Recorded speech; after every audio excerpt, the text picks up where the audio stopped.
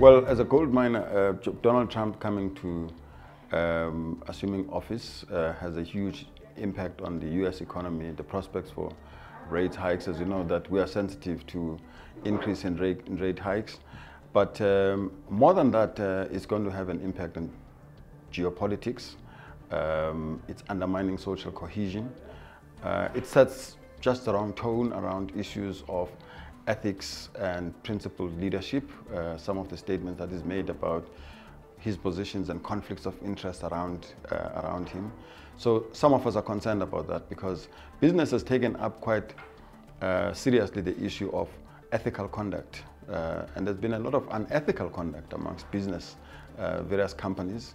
And when government sets the wrong tone, it actually reverses some of those pushes some of us are making about the importance of building trust and business acting in an ethical way and ensuring that we set the tone too. I've been struck by that. I mean, one of the big champions of that agenda in the past was South Africa. And we have dropped that ball. In a way, we're a reference point for Africans and Africans in the diaspora to raise those issues.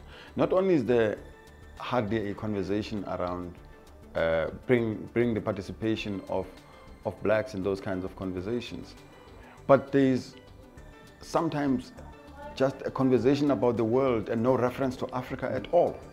And that struck me, and this is a major setback. And it's not so long ago that Africa was at the center of the conversation.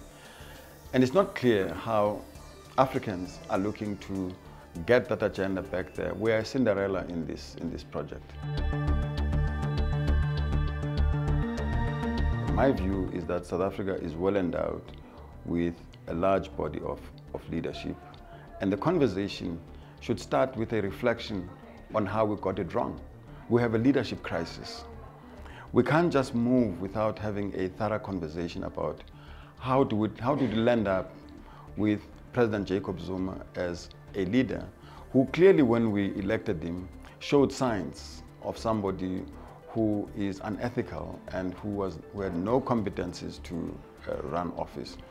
And we've made disastrous decisions in terms of leadership positions elsewhere.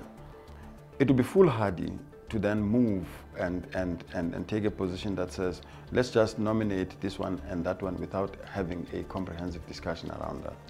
And secondly, not only are we proposing that we need to look at gender diversity, which encourages me because I think that we have tremendous depth of capability amongst women of South Africa who occupy various positions of leadership in society. But I'm not sure that it's appropriate to just land on one name right at the outset without having a discussion about what the possible names are, other possible names are.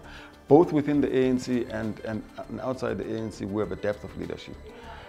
One of the key things I think that ANC needs to consider, in my view, is that exactly the process that we're going through now of trying to suppress open conversation about leadership landed us in a situation where we identified the wrong leader. We need to think differently about how we identify somebody who's likely to be a leader of the ANC. We need to think differently about how we assemble people that are likely to become members of the National Executive Committee of the ANC, because they end up occupying key leadership positions in society, and in turn elect and nominate key leadership people to key leadership positions like public protector and other independent institutions and SABC. So this process of elections of ANC leadership and election of leaders to political party roles is important because these are people that end up choosing leaders for us as a nation. So it needs to be open so that the electorate, which is larger than membership of these political parties, is afforded an opportunity to have a say, to scrutinize these leaders.